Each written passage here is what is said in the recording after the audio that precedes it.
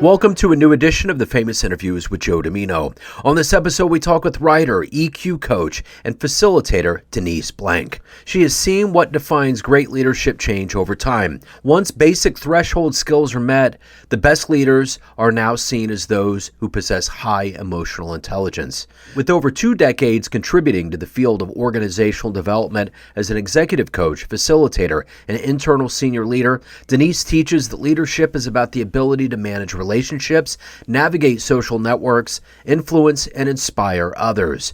She has coached CEOs, executive directors, and managers in healthcare and business. It's a great story. Enjoy. Excellent. Well, hey, it's great to meet you. Thank you for taking a minute after the program today. I appreciate it.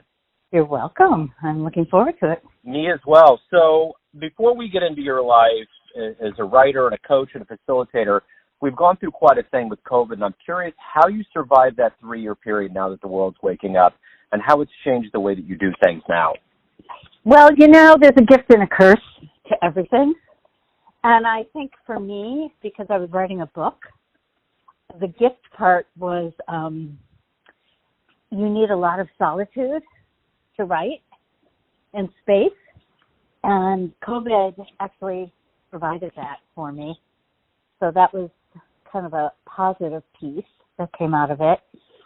I mean, there was just a lot. I mean, there's so much. You could probably write a book about just COVID. You know, Sure. I think the isolation part, and I don't know, you know, it's kind of a weird thing. I don't know if this is a good thing to say on a podcast, but I think a lot of people really got into being in their pajamas. Yeah, I think so. I think there was a lot of levels of this, that there were silver linings in people now that we're coming out of it. It seems kind of weird to talk about the good things, but I think it's just a part of the process. Yeah. Well, it doesn't even feel like it's over to me. Yeah, I don't think it is. I think we're still kind of going through it. So let me ask you this. You know, to get to the essence of exactly what you do, if I put you in front of a bunch of third graders at a career day and one of them asked you, what do you do for a living, how would you answer them? I would say that I'm one of those rare people who can lean into challenging situations. And so I encourage other people to build the skills and develop the tools to be able to talk about hard stuff. Because I believe that that's the way we get through to another side, which is what I call transformation. I don't know if third graders would understand that word, but it's how do we solve our problems in a healthy way, I guess I would say to a third grader. So when you were in the third grade, what did you want to be when you grew up?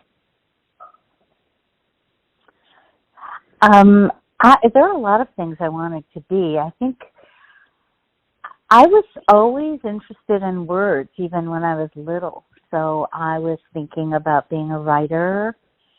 When I learned about what therapists were, I wanted to be a therapist. I wanted to be a dancer, kind of a movie star. That was like, yeah, a bunch of things. Sure. So who's been a hero for you in your life?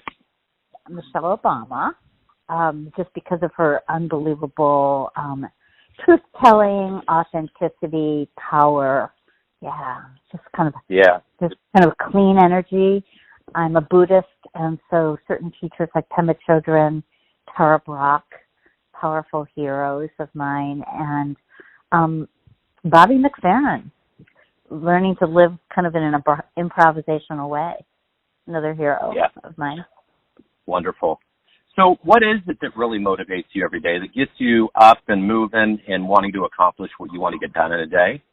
That sounds so cheesy, what I'm about to say, but this idea of how do we make the world a better place, and I'm a truth teller, so how do we learn how to speak our truth and live it are things that drive me, I would say. So let's say you have a dream tonight. You run into the 20-year-old version of yourself, and you could give that version of you a piece of advice based on the wisdom you've gained in your life. What would you tell your young version? I would really encourage my younger self to care less about what other people think and focus more on what matters to me and just keep doing it. Keep living it, doing it, listening to what it is. All the pictures of how it's supposed to look, I would sort of encourage her to let go of. What are you the proudest of all of the things that you've accomplished and experienced in your life? What are you the proudest of? I am proudest of being a really good mom. I have an adult son who's just pretty spectacular. He's very successful, but he's also just a really kind, generous human. And I feel really proud of the relationship we've built over an entire life and continue to have. So hands down, that's number one. So of all of the business dealings that you've had in your life, as a writer and a coach and a facilitator, what's been the best success story that always brings a smile to your face? Well, one of the things that I wrote this book called River Logic and Tools to Transform Resistance. And I'm learning, one of my last lines in the book is this idea, somebody mentioned to me, she said, well, Denise, write that book because the world needs it. But your next book is going to be River Magic. And so the thing that brings a smile to me is it's not one thing, but it's like whenever I experience what I might call river magic, when something kind of unexpected happens, opportunities present themselves, a relationship appears. It just happened yesterday, actually. I sent my book to somebody who's a coach who works with, I don't know if you know who Guy Hendricks is, a very, very, very successful couple who have been doing coaching for a long time and really highly, highly respected. And a friend told me, send your book to this woman who's one of their coaches. She works for the organization. And she sent me a handwritten note yesterday that I just got in the mail, she's a just super successful person. And it was the warmest, most wonderful note about kind of this, sensing how alike we are and what possibilities may exist for the two of us as we move forward. That was just like a little bit of magic yesterday. And that's great. Yeah. That's great. That's a great story. So, everyone out there has a perception of you, those that read your writing, family, friends, clients, and colleagues, but you ultimately live your life. What's your perception of you? Who do you think you are? Well, I'm taking a deep breath. I hear myself take a deep breath. I am tenacious. I'm like a stick-to-itness girl, First of all, anyone who writes a book and publishes it and gets it out, let's just all say, good job. Because it is not an easy process. So for sure, tenacious. I'm not, I feel like I live my truth, which isn't always that easy to do. I'm also somebody who has gotten in trouble for speaking my truth. I'm been called blunt at times. But I kind of am a warrior, I'd say, on a path. And I like that more and more about myself.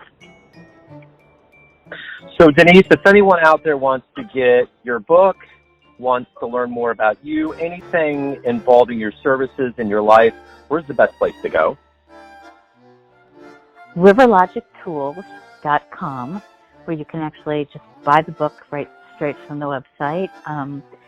Once a month, I'm providing what I'm calling River Logic tips around conflict and communication, relationship skills.